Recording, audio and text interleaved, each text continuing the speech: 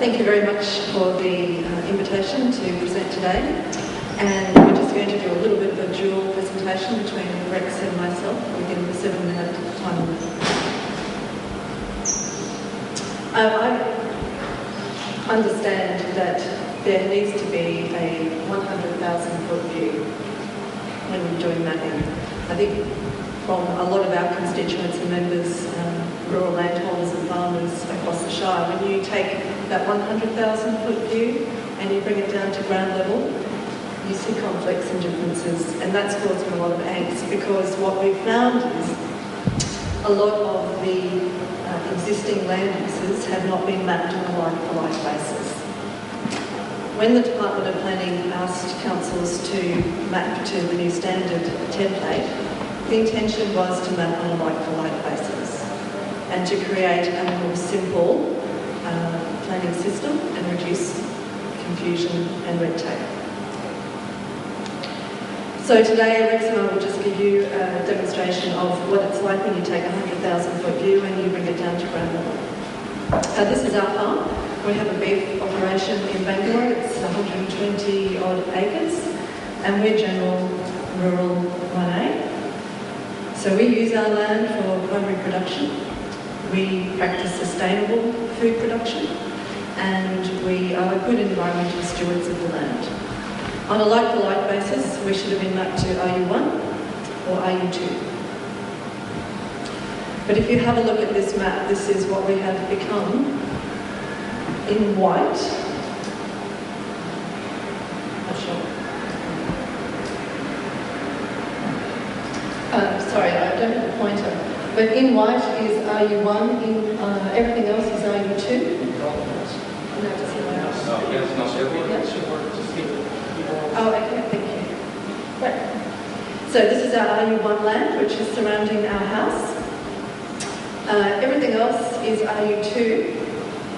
We have these yellow areas, which are E2, and then around that it's a dotted 50-metre buffer. So these two areas are E2, largely open grazing land and camphor laurel.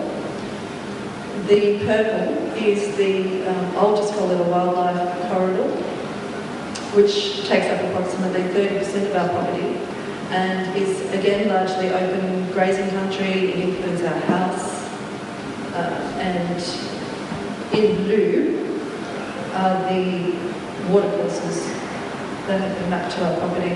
And again, a 40-metre buffer zone either side of those, which is dotted in blue. Now, a lot of these watercourses aren't in fact free-flowing creeks or rivers. They are gullies. They carry off, rainwater, basically the heavy rain.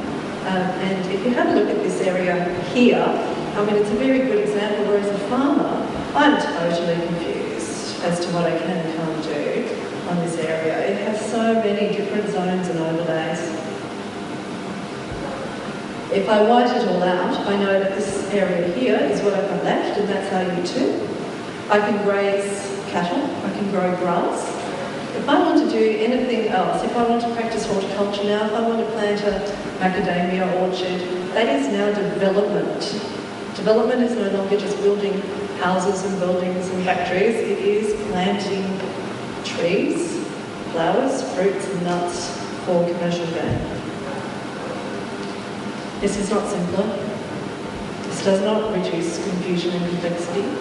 It doesn't reduce red tape, and it is not a like-for-like mapping. Rex will just take you through some of the examples on his property now. Thank you. I just want to show some of the problems with the mapping. And from day one, we've been arguing that the mapping that's been used in the Byron Conservation Strategy is very old, in fact 21 years old. Council has used some updated maps, and they published these maps partway through the exhibition period, and I'd just like to show you how they transpose. So we're looking at my property here. We've planted 60,000 plus rainforest trees over a 10-year period, all local genetics. There's 140 different varieties in there. There ain't one Camphor Laurel, I can tell you that. If we look at the triangle in the top left-hand corner, this is it indicated here in red, and it's being nominated as 81 to 100% Camphor Laurel. So pretty disappointing.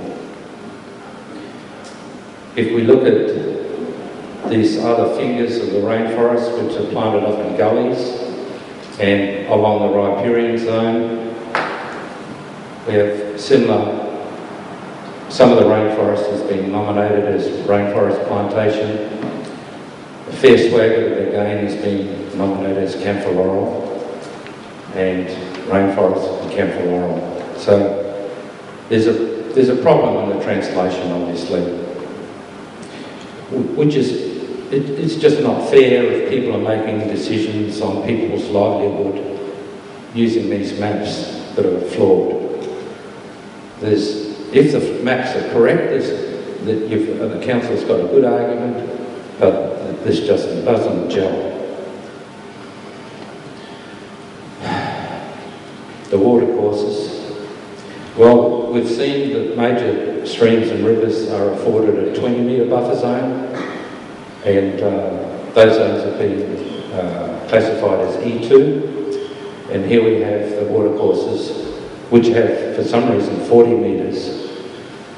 I spent weeks and weeks studying every LEP that I can find in New South Wales out of 152 other LEPs. The only other shire that has some buffer zones on these minor watercourses is Urabel, Videla, I think it is, where they've got 5 and 10 metre buffers on these minor watercourses. But let's have a look at some of them. Okay, the top map shows a number of watercourses, and I'm going to show you this particular one that's slightly Y-shaped. In the bottom right-hand corner, you can see that it's mowed grass, it's beautifully maintained. If we were going to take a 40-metre buffer, I would count my trees are planted 5 metres apart, so if I come up 8 trees, that's the sort of buffer zone that we're looking at around these watercourses. This is the wildlife corridor that's transposed over my property. It's covering almost 100 acres. Unfortunately, when these wildlife corridors are done, don't seem to be looking what underlies them. In my case, in my neighbour's case, we have an area of state significant farmland, which only covers 2% of what's in the Shire. It's far more scarce than any conservation land. Councillors, where's Louisa? I think she wants to finish this off. We would just say that we are good environmental stewards of the land, and that there are existing regulations that protect trees of significance, flora and fauna, Environmental Protection Act, the Water Management Act. We're actually regulated up to the wazoo. I don't know that applying a new level of regulation via a planning tool is an appropriate use of that planning tool. And I don't see much in the LEP that actually strengthens the brown belt in the Shire, the production of food, which is of critical importance not only to our current generation but our future generation. If development is now the planting of trees, not for environmental reasons but for any other reason, I don't see how that is conducive to encouraging farmers and primary producers to come to this Shire. This is an example of how Margaret River has increased their tourism through food, beaches, protection. It can be done. We would say to you, if you want improved ecological outcomes, ask us for help. Don't take our land and don't burden us with more regulation. Encourage landholders to regenerate, conserve and protect the environment. Reward those that do. There are so many good examples of people that do this. They walk the talk every day. Assist those that don't. Change management, education, support, funding, partnerships, voluntary work, or buy land. Do what you like with it, but you have to do it one way or the other, not just take it. Thank you.